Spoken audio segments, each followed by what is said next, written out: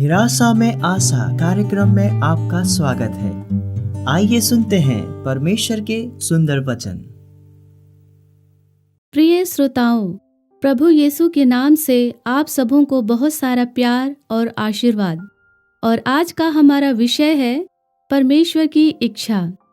आत्मिक जीवन को देखते हुए अपनी इच्छा को नीचे रखकर या उसे छोड़कर परमेश्वर की इच्छा को सबसे महत्वपूर्ण स्थान देते हुए इसे सबसे ऊपर रखना। चाहे यह इच्छा शारीरिक जीवन के लिए कितना भी अच्छा हो, परंतु यदि हमारे आत्मिक जीवन के लिए घातक है तो इस इच्छा को त्याग कर परमेश्वर की इच्छा को पहली प्राथमिकता देना ही परमेश्वर की इच्छा है। अंततः हम सीखेंगे कि परमेश्वर की इच्छा हमारे लिए सदैव ही लाभदायक होती है।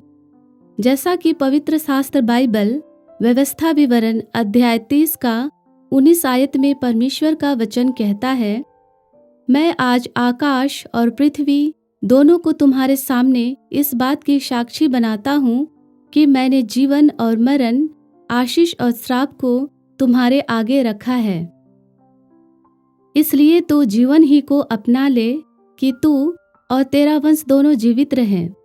वचन के माध्यम से स्पष्ट पता चलता है कि परमेश्वर की प्रत्येक इच्छा के पीछे हमारा अनंत जीवन छिपा हुआ है।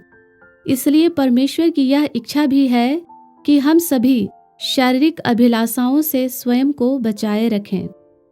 जैसा कि पहला यूहन्ना अध्याय 2 17 आयत में परमेश्वर का वचन कहता है, संसार और उसकी अभिलाषाएं दोनों मिटते जाते हैं, परंतु जो परमेश्वर की इच्छा पर चलता है वह सर्वदा बना रहेगा।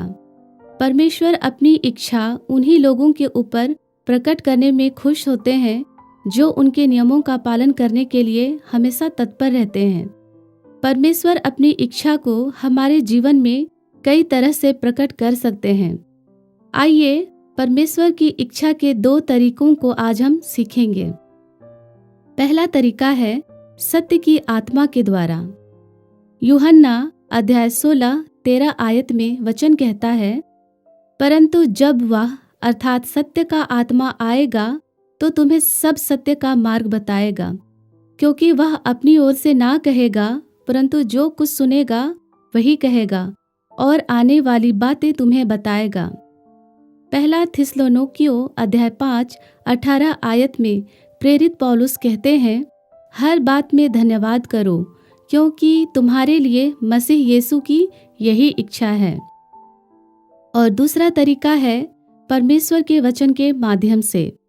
होशे अध्याय 6 का 6 आयत में वचन कहता है, क्योंकि मैं बलिदान से नहीं स्थिर प्रेम से ही प्रसन्न होता हूँ, और होम बलियों से अधिक यह चाहता हूँ कि लोग परमेश्वर का ज्ञान रखें। क्योंकि वचन यह भी कहता है कि ज्ञान की कमी के कारण मेरी प्रजा नाश हो रही है।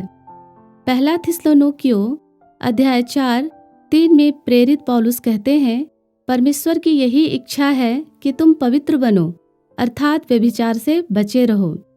पहला पत्रस अध्याय 3 17 में प्रेरित पत्रस लिखते हैं, यदि परमेश्वर की यही इच्छा हो कि तुम भलाई करने के कारण दुख उठाओ, तो यह बुराई के कारण दुख उठाने से उत्तम है।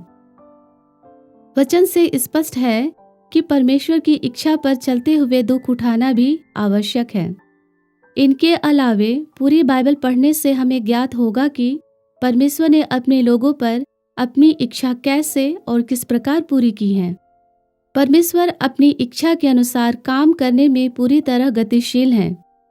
उनकी इच्छा पर प्रश्न चिन्ह लगाना यह अधिकार किसी के पास नहीं है। इस बात को दानियेल की पुस्तक से जान सकते हैं। वचन इस प्रकार कहता है, पृथ्वी के सब रहने वाले उसके सामने तुच्छ गिने जाते हैं, और वह स्वर्ग की सेना और पृथ्वी के रहने वालों के बीच अपनी ही इच्छा के अनुसार काम करता है, और कोई उसको रोककर उनसे यह नहीं कह सकता कि तूने यह क्या किया।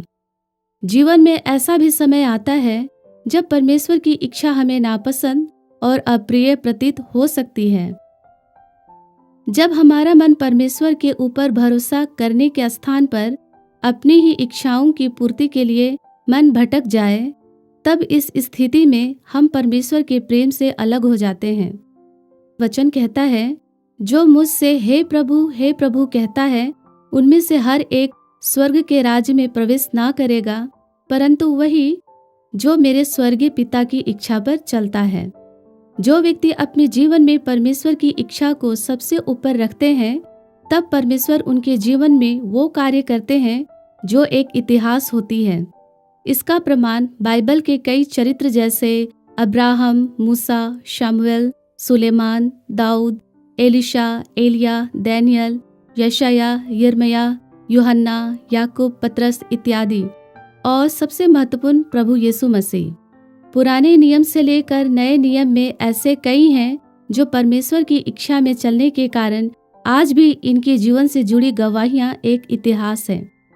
आज हम सबों को गंभीरतापूर्वक यह सोचने की आवश्यकता है कि हम में से कितने हैं जो जीवित परमेश्वर की इच्छा को पहली प्राथमिकता दे रहे हैं, या आज भी परमेश्वर की इच्छा को पूरी करने के लिए जीवन में संघर्ष कर रहे हैं। आज के इन वचनों के द्वारा परमेश्वर आप सबों को आशीष दे। धन्यवाद।